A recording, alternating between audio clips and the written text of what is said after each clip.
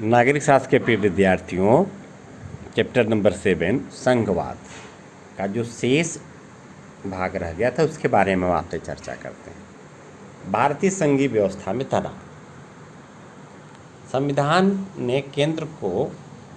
संविधान ने संघ को बहुत अधिक शक्तियां प्रदान की। यद्यपि संविधान विभिन्न क्षेत्रों की अलग अलग पहचान को मान्यता देता है, लेकिन फिर भी वह संघ को ज़्यादा शक्ति देता है। एक बार जब राज्य की पहचान के सिद्धांत को मान्यता मिल जाती है, तब वो यह स्वाभाविक ही है कि पूरे देश के शासन में और अपने शासकीय क्षेत्र में प्रांतों द्वारा और ज़्यादा शक्ति तथा भूमिका की मांग उठाई जाए। इसी कारण राज्य प्रांत ज़्यादा शक्ति की मांग करते हैं। समय समय पर प्रांतों ने ज़्यादा शक्ति और स्वायत्तता की मांग उठाई है। इससे संघ और प्रांतों के बीच संघर्ष और विवादों का जन्म होता है। संघ और राज्य अथवा विभिन्न प्रांतों के आपसी कानूनी विवादों का समाधान न्यायपालिका करती है, लेकिन स्वायत्तता की मांग एक राजनीतिक सवाल है जिसे आपसी बातचीत के द्वारा हल किया जा सकता है। ये जितने भी समस्याएं पैदा होती हैं, केंद्र की जगह संघ समझा जाए और राज्य की जगह प्रांत समझा जाए, मुझे लगता है कि बहुत सारे मामले खुद ब खुद हल हो जाएंगे और लोकतंत्र के लिए यह सुखद संदेश होगा। आप देखें, संघ और प्रांतों का संबंध, केंद्र और राज्यों के संबंध की बात जैसे हम करते हैं तो टकराहट की बात की संभावना बढ़ने लगती है, परंतु संघ और प्रांतों की बात जब करते हैं तो मिलन की बात शुरू हो जाती है। इतना बड़ा अंतर है। संविधान तो मात्र एक फ्रेमवर्क या ढांचा है। इस पर ईंट गारा, सुर्खी चूना चढ़ाने का काम राजनीति की वास्तविकताओं द्वारा होता है। भारतीय संघवाद पर राजनीतिक प्रक्रिया की, ये देखिए यह शब्द उपयुक्त है, राजनीतिक प्रक्रिया की परिवर्तनशील प्रवृत्ति का काफ़ी प्रभाव पड़ा है।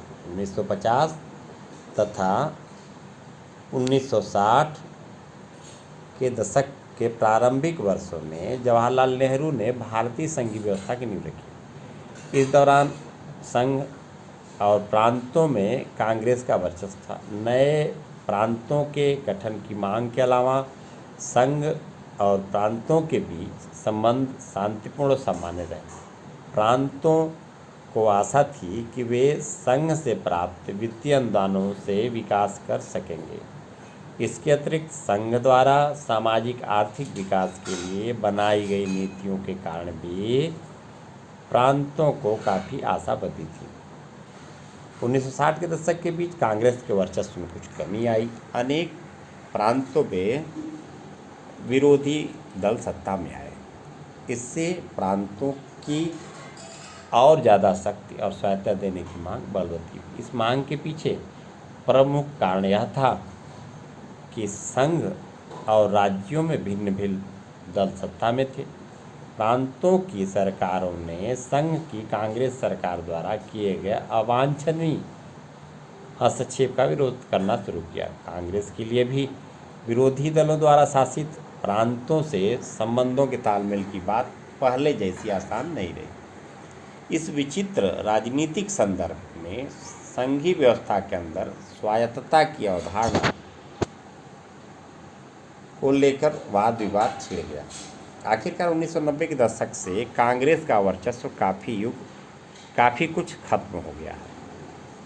हमने संघ में गठबंधन राजनीति के युग में प्रवेश किया। प्रांतों में भी विभिन्न राष्ट्रीय और क्षेत्रीय दल सत्तारूढ़ हुए हैं। इनमें प्रांतों का राजनीतिक कद बढ़ा, विविधता का आदर हुआ, एक मजे हुए संघवाद की शुरुआत हुई। ये देखें, इन परिस्थितियों में इस तरह दूसरे दौर में स्वायत्तता का मसला राजनीतिक रूप से सरगर्म हुआ है। स्वायत्तता की मांग, समय समय पर अनेक प्रांतों और राजनीतिक दलों ने प्रांतों को संघ के मुकाबले ज़्यादा स्वायत्तता देने की मांग उठाई, लेकिन विभिन्न प्रांतों और दलों के लिए स्वायत्तता का अलग अलग मतलब हो सकता है। कभी कभी इन मांगों के पीछे यह इच्छा होती है कि शक्ति विभाजन को प्रांतों के पक्ष में बदला जाए, प्रांतों को ज़्यादा तथा महत्वपूर्ण अधिकार दिए जाए। समय समय पर अनेक प्रांतों तमिलनाडु, पंजाब, पश्चिम बंगाल और दलों द्रमुक अकाली दल, माकपा मार्क्सवादी कम्युनिस्ट पार्टी ने स्वायत्तता की मांग की। एक अन्य मांग यह है कि प्रांतों के पास आय के स्वतंत्र साधन होने चाहिए, संसाधनों पर उनका ज़्यादा नियंत्रण होना चाहिए। इसे वित्तीय स्वायत्तता भी कहते हैं। 1977 में पश्चिम बंगाल की वामपंथी सरकार ने संघ प्रांत संबंधों को पुनर्परिभाषित करने के लिए एक दस्तावेज प्रकाशित किया। पुनर्परिभाषित शब्द सही लिखा है, कन्फ्यूज नहीं करेंगे विद्यार्थी। ये देखें, तमिलनाडु और पंजाब की स्वायत्तता की मांगों में भी ज़्यादा वित्तीय अधिकार हासिल करने की मंशा छुपी हुई। स्वायत्तता की मांग का तीसरा पहलू प्रशासकीय शक्तियों से संबंधित है। विभिन्न प्रांत प्रशासनिक तंत्र पर संघीय नियंत्रण से नाराज रहते हैं। राज्य जब होगा, प्रांत के भीतर जब राज्य की भावना उपजेगी, संघ के भीतर जब केंद्र की भावना उपजेगी तो नाराजगी होगी। परंतु राज्य अपने को प्रांत महसूस करे और केंद्र अपने को संघ महसूस करे, ऐसी स्थिति में नाराजगी नहीं होगी, कम होगी, मामला हल होने में सहूलियत होगी। इसके अतिरिक्त स्वायत्तता की मांग सांस्कृतिक और भाषाई मुद्दों से जुड़ी हुई हो सकती है। तमिलनाडु में हिंदी के वर्चस्व का विरोध और पंजाब में पंजाबी भाषा और संस्कृत के प्रोत्साहन की मांग इसके कुछ उदाहरण हैं। कुछ राज्य ऐसा महसूस करते हैं कि हिंदी भाषी क्षेत्रों का अन्य क्षेत्रों पर वर्चस्व है। 1960 के दशक में तो कुछ राज्यों में हिंदी को लागू करने के विरोध में आंदोलन हुए। एक कार्टून है, देख लें आप, जिसमें नेहरू जी को लोगों को समझाना पड़ा है। ये देखें, इस प्रकार से भाषाई विरोध पे जब लोग उतरते हैं, है ना। यहाँ देखें, आप देख सकते हैं, ये जो लिखा है हिंदी को लेकर के है। संविधान सभा में राष्ट्रीय भाषा पर बहस के दौरान नेहरू को हिंदी भाषी प्रांतों से दूसरों के प्रति उदारता बरतने के लिए आग्रह करना पड़ा। यह देखिए आप, राज्यपाल की भूमिका तथा राष्ट्रपति शासन।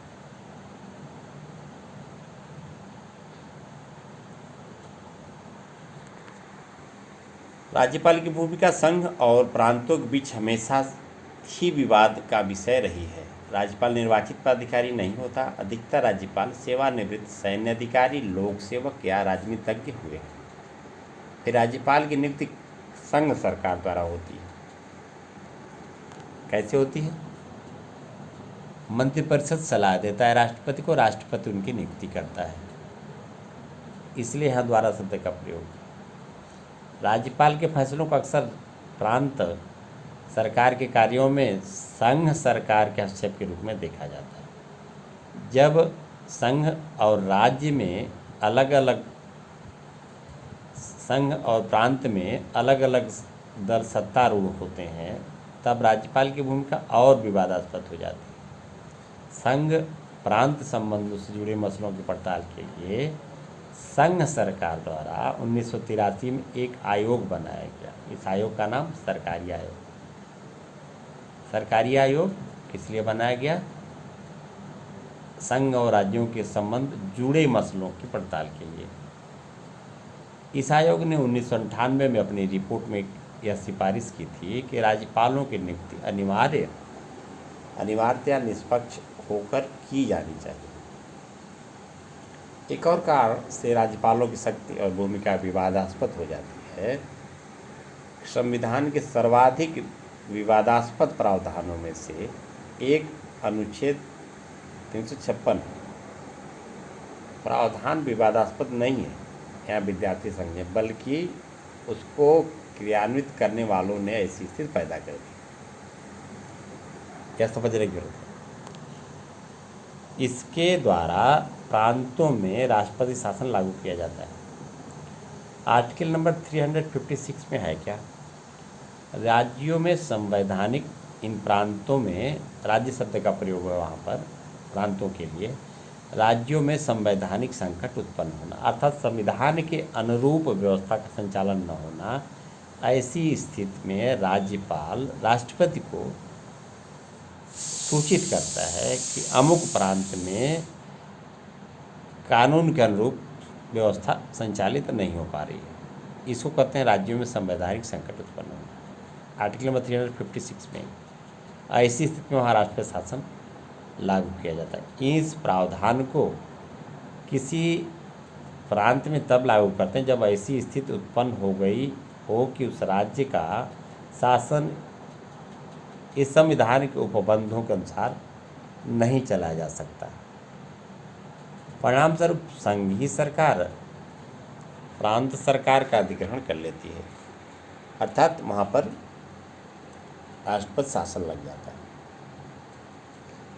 इस विषय पर राष्ट्रपति द्वारा जारी उद्घोषणा को संसद की स्वीकृति प्राप्त करना जरूरी होता है। राष्ट्रपति शासन की को अधिकतम 3 वर्षों तक बढ़ाया जा सकता है। राज्यपाल को अधिकार है कि वह प्रांत सरकार को बर्खास्त करने और राज्य के प्रांत विधानसभा को निलंबित या विघटित करने की अनुशंसा कर सके। इससे अनेक विवाद पैदा हुए। कुछ मामलों में प्रांत सरकारों को विधायिका में बहुमत होने के बाद भी बर्खास्त कर दिया गया। 1959 में केरल में और 1967 के बाद अनेक प्रांतों में बहुमत की परीक्षा के बिना ही सरकारों को बर्खास्त किया गया। कुछ मामले सर्वोच्च न्यायालय में भी गए। सर्वोच्च न्यायालय ने फैसला दिया कि राष्ट्रपति शासन लागू करने के निर्णय की संवैधानिकता की जांच पड़ताल न्यायालय कर सकता है। आप देखिए, यह इस प्रकार से कहा जा सकता है कि केंद्र में सत्तारूढ़ दल वाजिब निर्णय न लेकर के जब धारा 356 का प्रयोग करते थे तो ऐसी स्थिति में स्वाभाविक है कि इसके दुरुपयोग की बात आएगी। हालांकि इस पर अब काफ़ी हद तक रोक लग गई, क्योंकि जिन लोगों ने इसका दुरुपयोग किया काफ़ी हद तक उन्हें इसका नुकसान भी उठाना पड़ा। 1967 तक अनुच्छेद 356 का अत्यंत सीमित प्रयोग किया गया। आप देख लें 1967 तक, और 1967 के बाद अनेक प्रांतों में गैर कांग्रेसी सरकारें बनी, जबकि केंद्र में सत्ता, संघ में सत्ता कांग्रेस के पास रही। संघ ने अनेक अवसरों पर इसका प्रयोग प्रांतीय सरकारों को बर्खास्त करने के लिए किया अथवा उससे राज्यपाल के माध्यम से बहुमत दल या गठबंधन को सत्तारूढ़ होने से रोका। सन 1980 के दशक में संघीय सरकार ने आंध्र प्रदेश और जम्मू कश्मीर की निर्वाचित सरकारों को बर्खास्त किया। एक यहाँ पे उदाहरण दिया जा रहा है। यहाँ पर हम बता दूँ, राष्ट्रपति की आपातकालीन शक्तियों में आर्टिकल नंबर 352, आर्टिकल नंबर 356 और आर्टिकल नंबर 60, 352, 356 और 360 इसके तहत आपातकालीन शक्तियाँ राष्ट्र प्राप्त हैं। 356 की यहाँ चर्चा हो रही, थोड़ी सी चर्चा कर दो। 352 का प्रयोग हमारे देश में कुछ बार हुआ है और 356 का प्रयोग 100 से अधिक बार। आप समझ सकते हैं कि स्थितियाँ क्या रही होंगी। और सबसे अच्छी बात है कभी 360 का प्रयोग एक बार भी नहीं हुआ है। 360 में वित्तीय आपात की स्थिति है, आर्थिक संकट, उस चैप्टर पे कभी आएंगे कहीं तो चर्चा की जाएगी। यहाँ पर हम देखें नवीं राज्यों की मांग। हमारी संघीय व्यवस्था में नवीं राज्यों के गठन की मांग को लेकर भी तनाव रहा। नवीं राज्य का अभिप्राय प्रांत, राष्ट्रीय आंदोलन ने अखिल भारतीय राष्ट्रीय एकता को ही नहीं बल्कि समान भाषा, क्षेत्र और संस्कृति पर आधारित एकता को भी जन्म दिया। हमारी राष्ट्रीय आंदोलन हमारा लोकतंत्र के लिए भी एक आंदोलन था। राष्ट्रीय आंदोलन के दौरान यह भी तय किया गया कि यथासंभव समान संस्कृति और भाषा के आधार पर राज्यों का गठन हो। इससे स्वतंत्रता के बाद भाषाई आधार पर राज्यों के गठन की मांग उठी। दिसंबर 1953 में राज्य पुनर्गठन आयोग, पुनर्गठन शब्द सही है, प्रायः गलत विद्यार्थी लिखते हैं, देख लें यहाँ पर कैसे लिखा है, इसी तरह से लिखें। आयोग की स्थापना की गई जिसमें प्रमुख भाषाई समुदायों के लिए भाषा के आधार पर राज्यों के गठन की सिफारिश की। इससे स्वतंत्रता के बाद भाषाई आधार पर राज्यों के गठन की मांग उठी। दिसंबर 1953 में राज्य पुनर्गठन आयोग की स्थापना की गई जिसने प्रमुख भाषाई समुदायों के लिए भाषा के आधार पर राज्यों के गठन की सिफारिश की। आप देख लें, नए राज्यों के निर्माण के लिए मांगों की झड़ी लग गई है।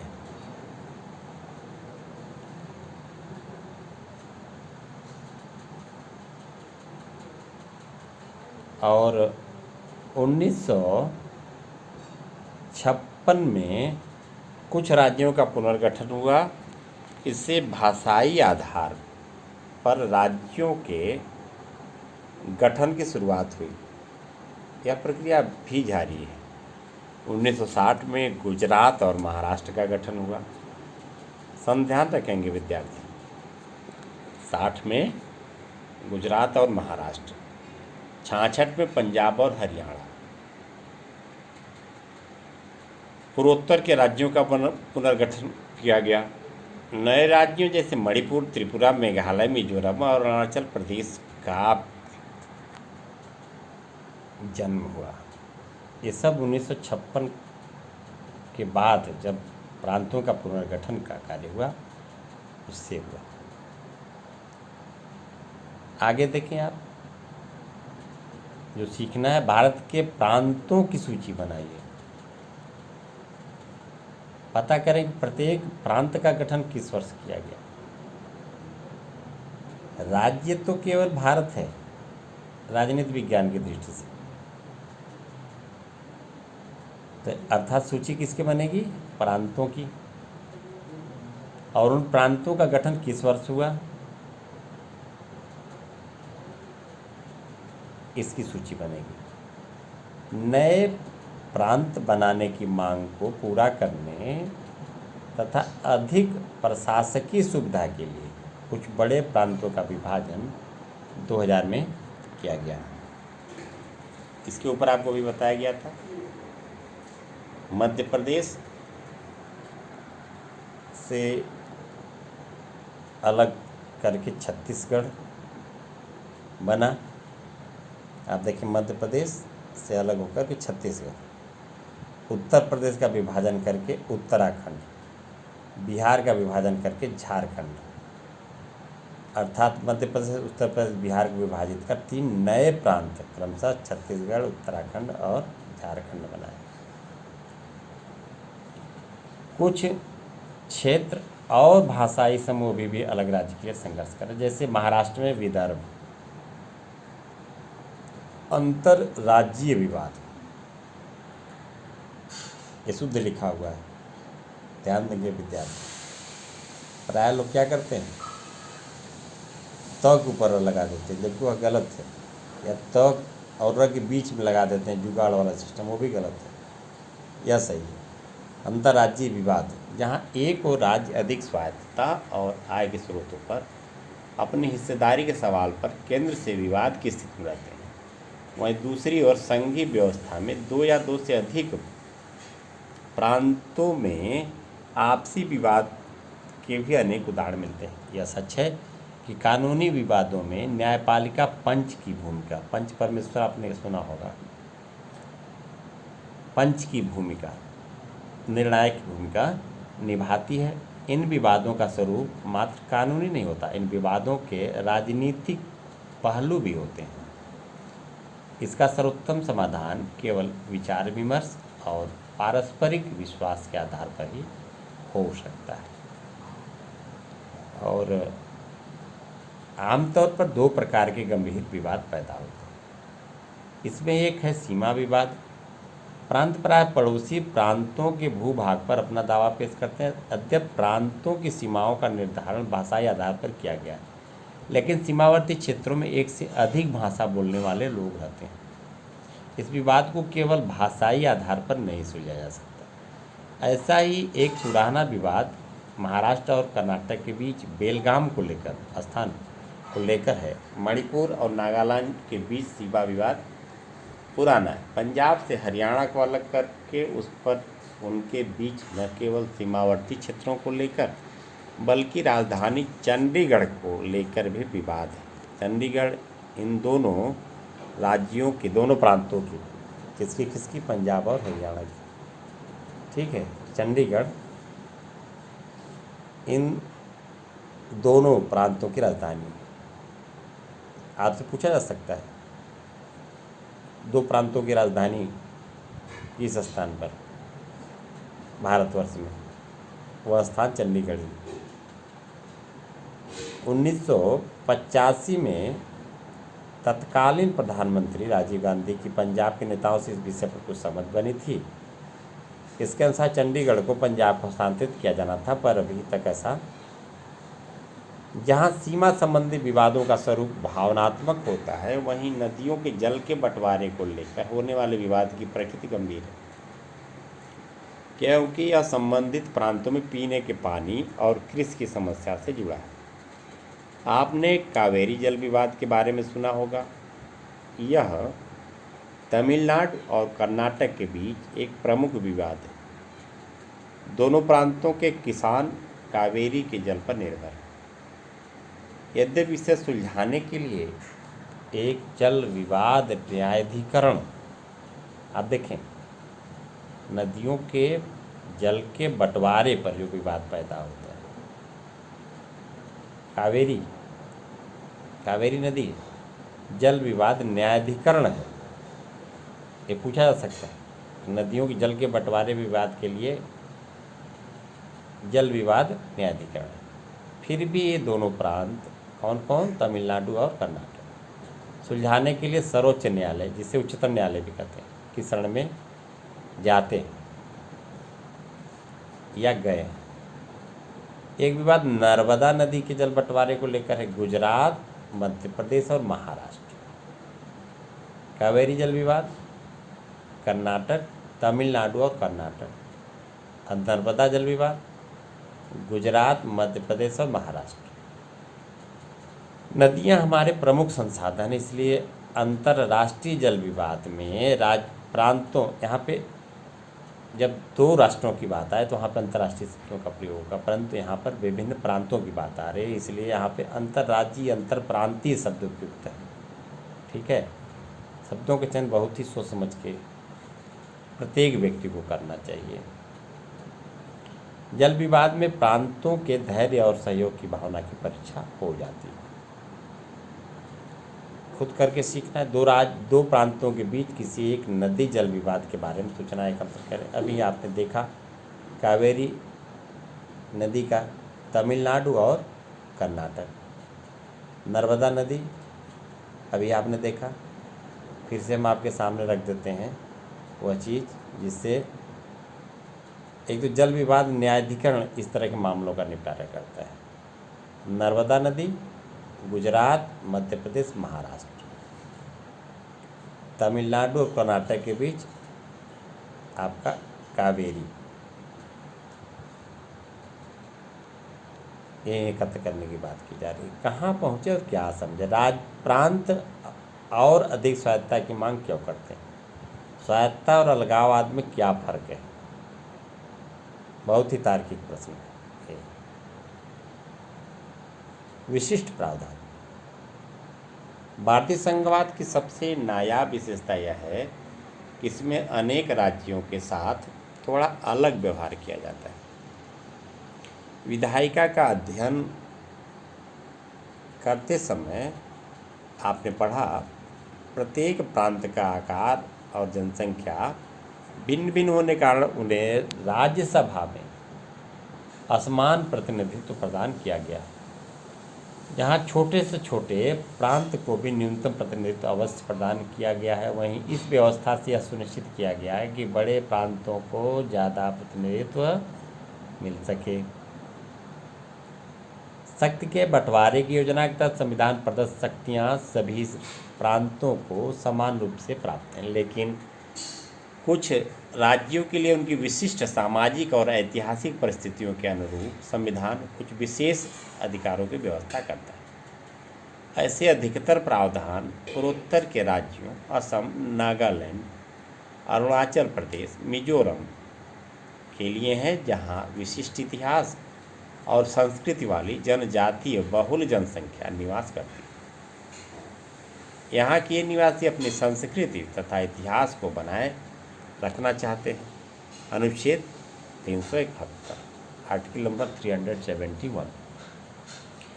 बहरहाल ये प्रावधान इस क्षेत्र के कुछ भागों में अलगाववाद और सशस्त्र विद्रोह को रोकने में सफल नहीं हो सके। ऐसे ही कुछ विशिष्ट प्रावधान पहाड़ी राज्य के प्रांत, हिमाचल प्रदेश तथा अन्य प्रांतों जैसे आंध्र प्रदेश, गोवा, गुजरात, महाराष्ट्र, सिक्किम और तेलंगाना के लिए भी है। जम्मू और कश्मीर अब ये पुरानी बात हो चुकी है, फिर भी हम इसकी यहाँ पर चर्चा करते हैं। इसके अतिरिक्त अनुच्छेद 370 के द्वारा ये व्यवस्था थी, अब हट गई। 370 समाप्त हो चुकी है, इस पर अलग से हम चर्चा कर लेंगे। आर्टिकल नंबर 370 और उसके हटाए जाने के बारे में यहाँ पर आप देख लें को थी क्या। जम्मू कश्मीर को विशिष्ट स्थिति प्रदान की गई थी। जम्मू कश्मीर एक विशाल देशी रियासत था। भारत विभाजन के समय हिंदुस्तान या पाकिस्तान में से किसी एक में शामिल होने का इसके पास विकल्प था। स्वतंत्रता के तुरंत बाद पाकिस्तान और भारत के बीच कश्मीर को लेकर युद्ध हुआ। इन परिस्थितियों में जम्मू कश्मीर के महाराजा हरि सिंह, यहाँ पे आप ध्यान रखें, ने भारत का चयन किया। अधिकांश मुस्लिम बहुल प्रांतों ने पाकिस्तान के चयन किया, पर जम्मू कश्मीर एक अपवाद था।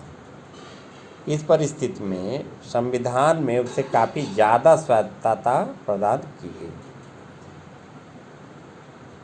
370 के अनुसार केंद्र सूची और समवर्ती सूची के किसी विषय पर संघ सूची किसी विषय पर संसद द्वारा कानून बनाने और उसे जम्मू कश्मीर में लागू करने से पहले इस प्रांत की सहमति आवश्यक थी।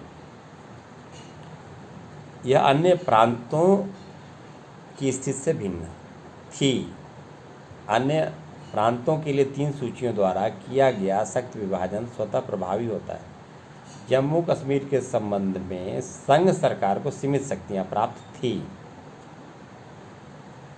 केंद्र सूची और समवर्ती सूची, केंद्र सूची का प्राय संघ सूची से है यहाँ पर, में वर्णित शक्तियों का वहाँ प्रयोग करने के लिए प्रांतीय सरकार की सहमति लेनी पड़ती थी। इससे जम्मू कश्मीर प्रांत को ज़्यादा स्वायत्तता मिल जाती है। व्यवहार में जम्मू कश्मीर की उतनी स्वायत्तता प्राप्त नहीं है जिसका संकेत अनुच्छेद 370 की भाषा में मिलता था।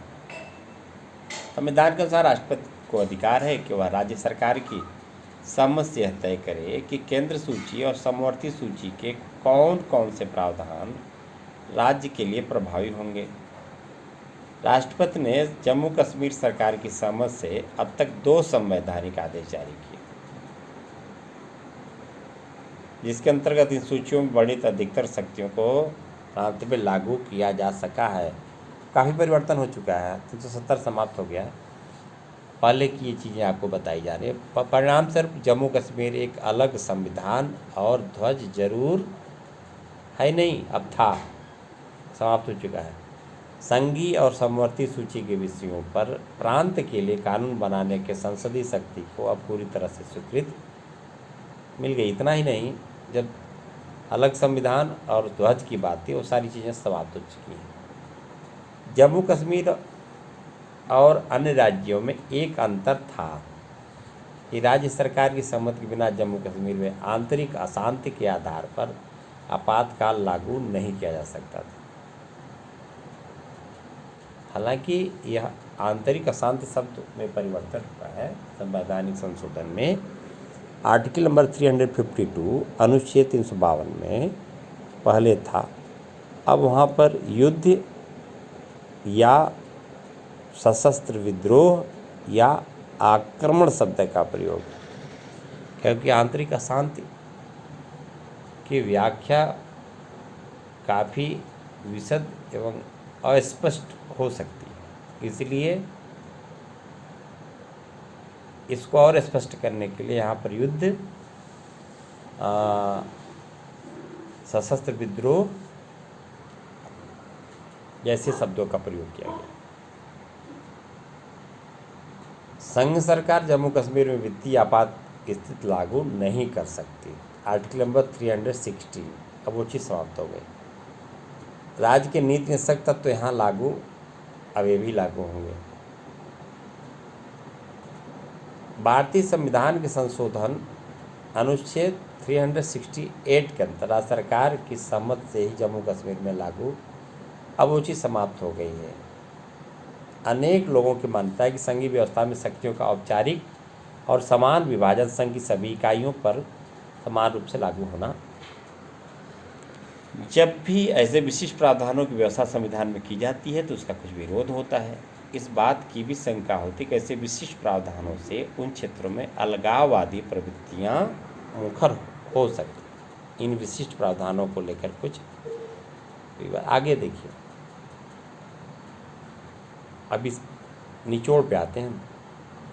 संघवाद एक इंद्रधनुष की भांति है जहाँ प्रत्येक रंग का अलग अलग अस्तित्व होता है, लेकिन वे सभी रंग मिलकर एक सुंदर और सद्भावपूर्ण दृश्य उपस्थित करते हैं। संघीय व्यवस्था संघ और प्रांतों के बीच संतुलन बनाए रखने का कठिन कार्य करती है। कोई भी कानूनी या संस्थानिक फार्मूला संघीय व्यवस्था के सुचारू रूप से कार्य करने की गारंटी नहीं दे सकता। इसकी सफलता के लिए जनता और राजनीतिक प्रक्रिया को पारस्परिक विश्वास, सहनशीलता और सहयोग की भावना पर आधारित कुछ गुणों, मूल्यों, संस्कृति का विकास करना चाहिए। संघवाद एकता और अनेकता दोनों का आदर करता है। अनेकता और विविधताओं को समाप्त कर राष्ट्रीय एकता के लक्ष्य को प्राप्त नहीं किया जा सकता। ऐसी बाध्यकारी एकता वास्तव में और ज़्यादा सामाजिक संघर्ष तथा अलगाव को जन्म देती है, जो अंत में एकता को ही नष्ट कर देती है। विभिन्नताओं और स्वायत्तता की मांगों के प्रति संवेदनशील तथा उत्तरदायी राजनीतिक व्यवस्था ही सहयोगी संघवाद का एकमात्र आधार हो सकती है। प्रश्नावली है कुछ, ये विभिन्न घटनाओं की इसमें चर्चा की गई है। विद्यार्थी इसको पढ़ेंगे, सुनेंगे, समझेंगे, उसके बाद इस पर निष्कर्ष निकालेंगे जो सरकारों ने समय समय पर निर्णय लिया है।